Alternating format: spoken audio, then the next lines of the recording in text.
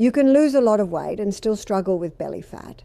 That's because what most people think of as belly fat isn't just a layer under the skin that you can grab. There's another type of fat deep inside your abdomen called visceral fat, and it wraps around your internal organs, liver, pancreas, intestines, and more, inside the abdominal cavity. This fat isn't just cosmetic, it is metabolically active and plays a major role in how your body functions. It releases hormones and inflammatory factors directly into your bloodstream, which fuels metabolic imbalance and increases disease risk. Research shows that excess visceral fat is strongly linked to type 2 diabetes, heart disease, metabolic syndrome, insulin resistance, and inflammatory conditions, even in people who might look normal on the outside or have a decent BMI. In this video, I'll show you the fastest ways to specifically reduce visceral fat and burn it off efficiently. We'll cover the best foods and drinks to include in your routine, and then the exercises that deliver the most results.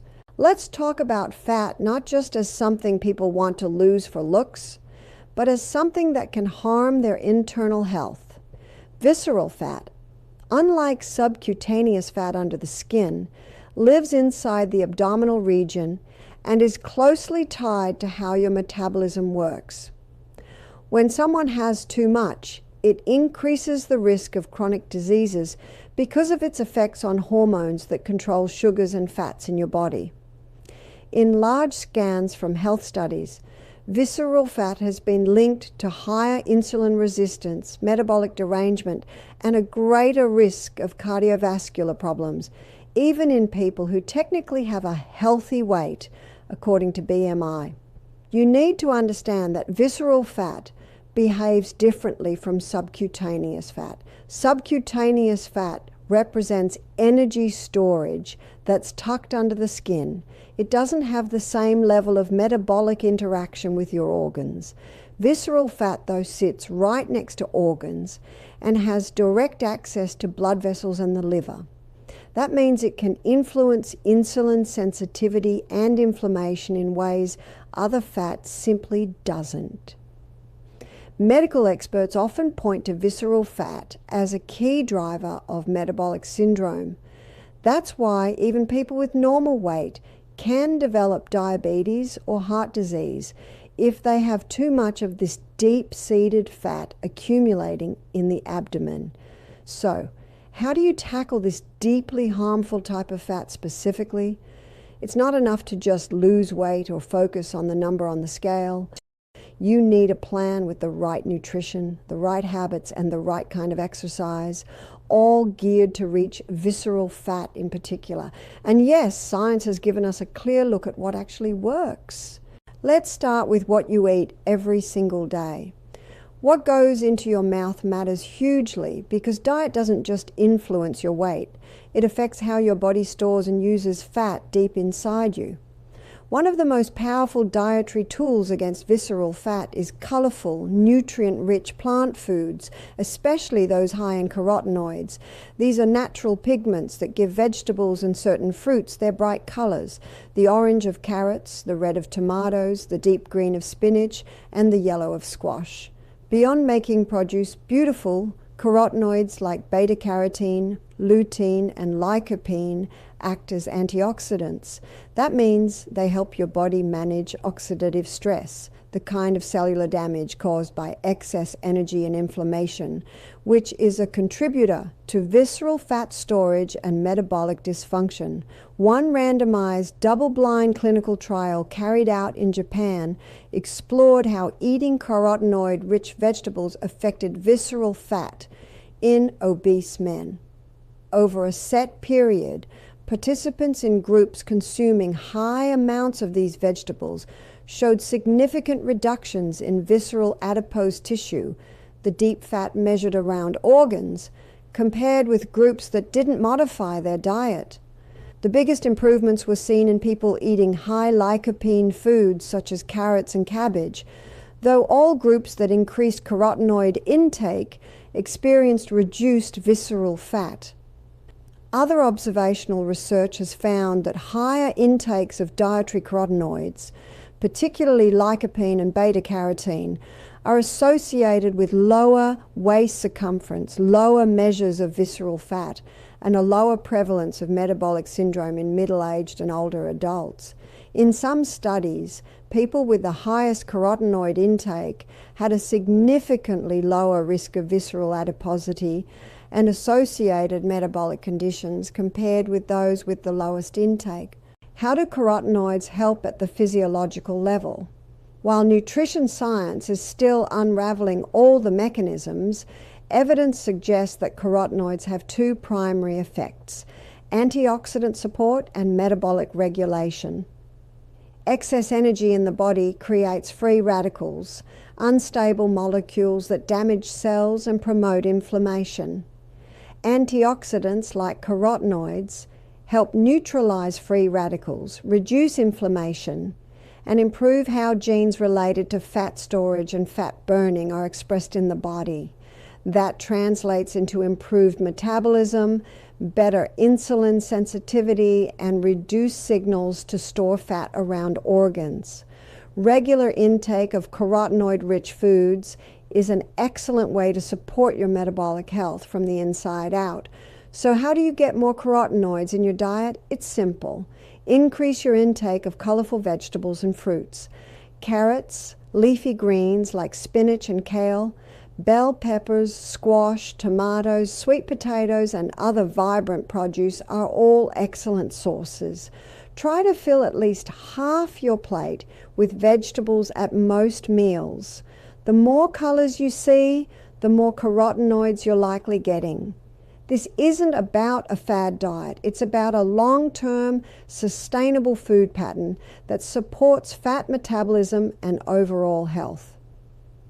After carotenoids, another group of plant compounds that show real promise are polyphenols, specifically the flavonoid antioxidants found in green tea known as catechins. Green tea has been studied extensively for its effects on weight and metabolic health. In a large double-blind randomized trial in humans, people who consumed green tea with about 583 milligrams of catechins daily for 12 weeks showed significantly greater reductions in visceral fat area than those who consumed a much lower catechin amount. They also saw improvements in body fat mass, waist circumference, and other markers of adiposity. The specific catechin most often linked to health benefits is epigallocatechin gallate, or EGCG, which works by enhancing fat oxidation and energy expenditure. EGCG has been shown to stimulate parts of the nervous system that increase metabolic rate and encourage the body to use stored fat as fuel.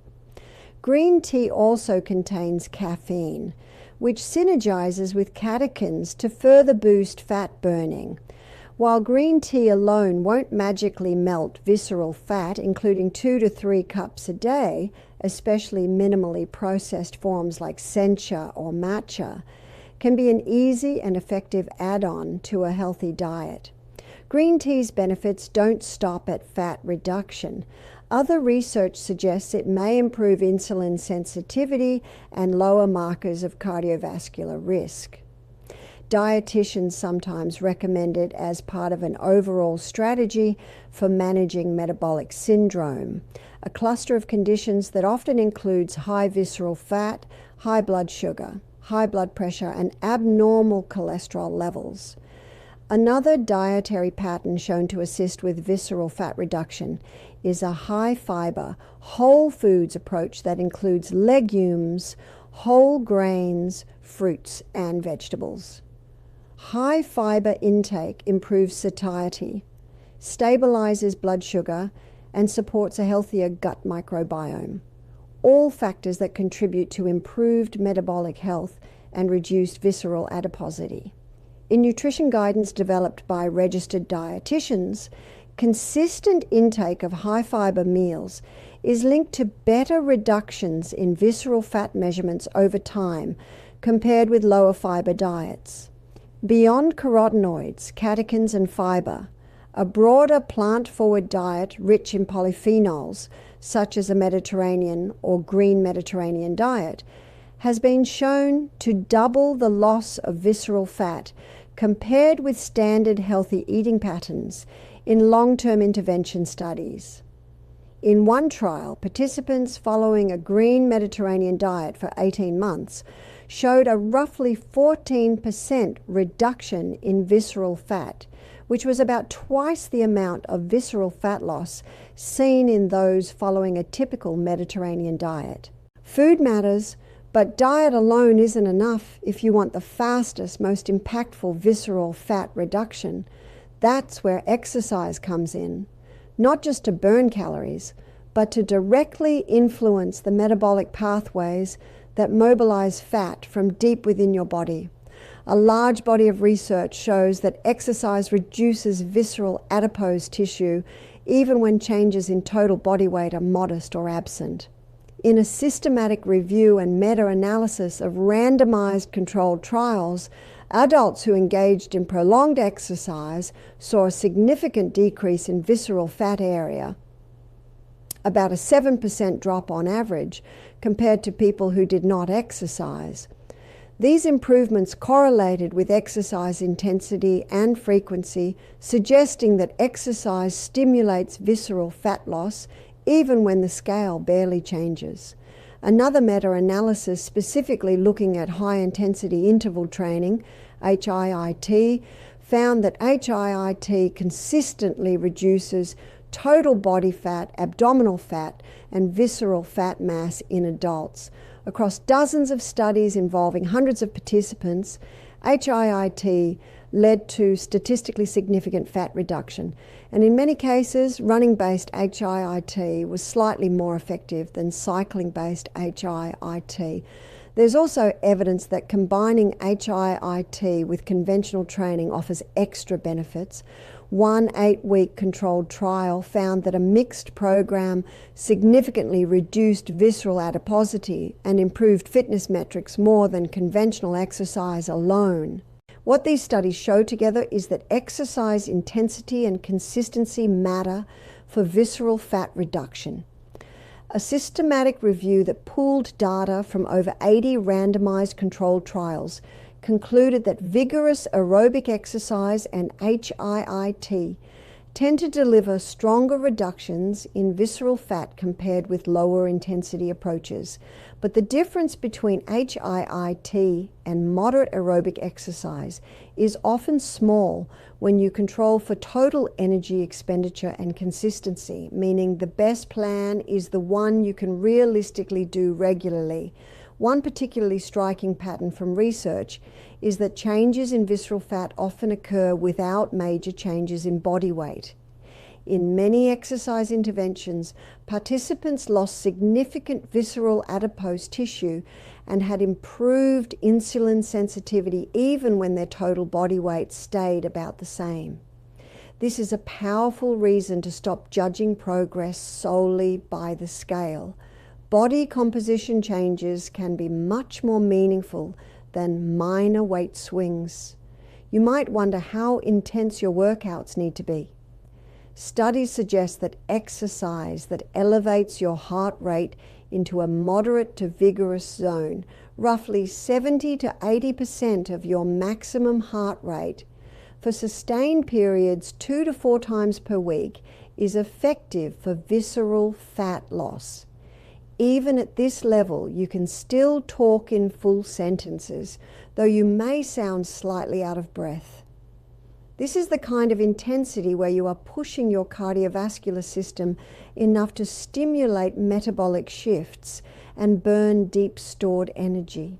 I hope this gives you a clearer understanding of how visceral fat works and how to tackle it. Stay consistent, stay active, and take it one healthy choice at a time. Your internal health is worth it. Thanks for watching, and I will see you in the next video.